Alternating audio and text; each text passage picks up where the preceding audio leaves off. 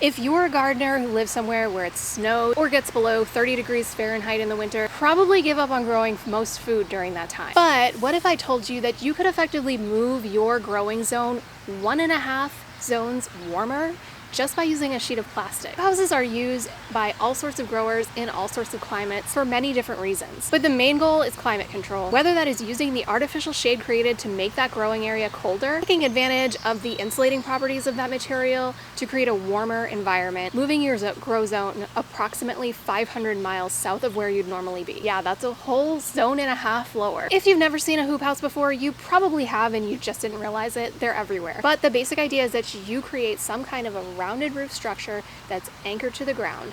That structure might be made of metal poles, cattle panel, or even PVC. Poles are bent down to the ground, anchored in, and covered with a heavy-duty greenhouse plastic. Plastic lets light in, but keeps a lot of the wind out and provides some insulation. There's a ton of different ways that you can build these and kits that you can buy, but for the purposes of this series, I'm specifically talking about using a cold, unheated DIY hoop house to grow year-round in northern climate like the one we have here in Massachusetts, where we would otherwise be limited by sub-zero temperatures. So what am I not talking about? This is not a cool hoop house that might utilize some form of heat and blowers in between two layers of plastic. I'm also not referring to this as a high tunnel because it's kind of not. The terms hoop house and high tunnel are often used interchangeably, but for the purposes of this, what I'm building is actually pretty small and a low structure. It's going to be about 7 feet across and 12 feet long with just enough room to stand up in the center. I'm gonna make it cozy with string lights and whatever because I'm me and I can't not. But when I think high tunnels, I think high ceilings, built-in irrigation, venting fans, and the whole 9 yards, and that's just not what I'm trying to do here. And we can't talk about winter gardening without acknowledging the king of winter gardening himself, Elliot Coleman. Guy is a man, and 100% the inspiration behind this project and the main resource that I'm using to make all my decisions. If you're considering doing something similar with a greenhouse, I'd say the very first thing you should do is grab a copy of his book, The Winter Harvest Handbook, because it's going to go into even further detail on how to do something like this on a much larger market garden scale from somebody with literally 40 plus years of experience growing in extremely cold climates organically. So just know that going forward, a lot of the concepts and strategies that I'm going to be talking about are straight from Elliot. One of the things that I love about Elliot is he says in his book that he outright wants people to take his ideas and innovate on them. So I'm so excited to follow in his footsteps and make this idea my own. It's so easy to get bogged down with the details on a project of this scale and end up not actually starting because you feel overwhelmed. My method for avoiding this is to kind of latch on to one expert,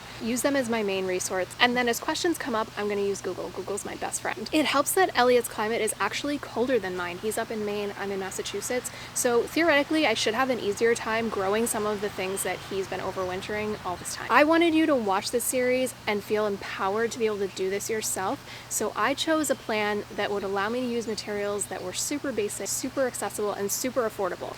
This hoop house will be totally off-grid and scalable, so you'll be able to make it any size that you want. I'll be using sections of cattle panel to form the roof and holding it in place only using tension from rebar and supportive cross beams at the base. This means I won't need to do any digging, any post setting, all of that craziness, and it will be really easy to remove if I decide I'm done with it. It honestly sounds too good to be true, and I'm sure something will go wrong, but we'll deal with that when we get there. I'm here to take that risk for you, and hopefully you can learn from my mistakes before you go ahead and build your hoop house. And we can get growing in this new build soon because believe it or not, it's July here and we already need to start prepping the ground so we can plant the crops that will overwinter in this hoop house. The last thing that I wanted to say is that there's a big reason I keep using the word experiment when I'm referring to this project. This is all new to me. I have never done anything like this before. Closest I've come is building a tiny little cold frame with some old windows. So I think it's important that I acknowledge that I don't know what I'm doing here, and if you follow exactly what I'm doing, it might not work.